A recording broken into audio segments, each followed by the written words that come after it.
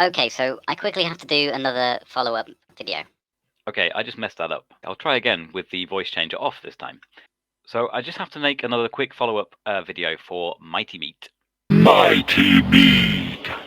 And I should have really included this in the video I just posted the other day, but I hadn't sort of thought it out fully. I tend to do that. I sometimes do that. I just jump ahead with something and then afterwards I think, I should have said that. I should have added this. But, I'm not perfect. So what I did is I actually worked out some of the maths, or math, as my American friends would say.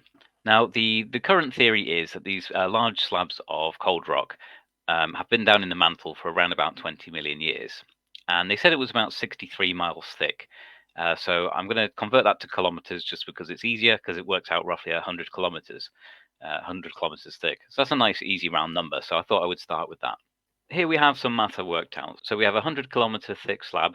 So over 20 million years, that's equal to, I started breaking this down to smaller units. So 10 kilometers over 2 million years, 1 kilometer over 200,000 years, 100 meters over 20,000 years, which is equal to 10 meters over 2,000 years, 1 meter over 200 years, 10 centimeters over 20 years, 1 centimeter over 2 years, and just 5 millimeters, just 5 mil over 1 year. Okay, so why did I do that? Well, the idea is that if this slab has been in the mantle for 20 million years, it means in order for it to go from a 100-kilometer thick slab down to nothing, gone, melted, it would only have to melt at the rate of 5 millimeters per year. So every 365 days, if 5 millimeters of the rock is melted, by the end of 20 million years, you've got nothing left. Now, because it's like I said, let's say it's like a slab of rock. You've got both the top and the bottom being exposed to the mantle. So that 5 millimeter is really on the top is only 2.5 mil, and on the bottom 2.5 mil equals 5 millimeters over 1 full year. So this is where we go into the realms of what I don't know. I don't know what type of rock it is. I'm not a geologist. I don't know how long it takes to melt from X temperature to Y temperature. I don't know. But again, my gut instinct tells me that surely the temperatures of the mantle could melt the rock at a greater rate than 5 millimeters per year. And what's even stranger about this is that based on that mathematics, there should be no slab there at all by now, because starting at a 100-kilometer thick slab over 20 million years, you'd have nothing left. But that's not what we see. So that means if we're seeing a cold slab now, and they think it's been there 20 million years, it must have been a fair bit larger beforehand, because surely some of it has melted, right? I mean, surely they're not suggesting that none of it's melted.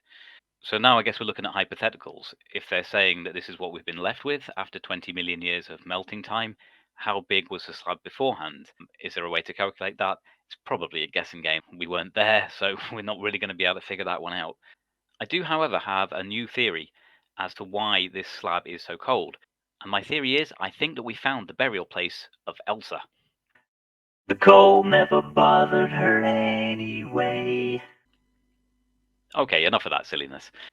But one thing I might start doing is I might start doing a few videos about my takes on certain things. One of the first ones I might do is my thoughts on carbon-14 dating and how accurate or inaccurate I think that is. I don't know yet whether I'll do these or how many I'll do, but there are quite a few subjects that I could get into where my take on things is a fair bit different to the mainstream scientific point of view of these things. Okay, so that's it for this video. MightyMeat, I just wanted to add that little bit of extra detail. I thought you might find that useful. You said that you might know the person that was actually part of that original study, and would I like to speak to them? I'm not sure if I'm quite that brave, but I'll think about it. I'll definitely have a think about it. That's it for this video. I'll catch you all again another time. Bye. Oh no, Dan Spiker is trying to be a scientist again. Somebody pass me a drink, please.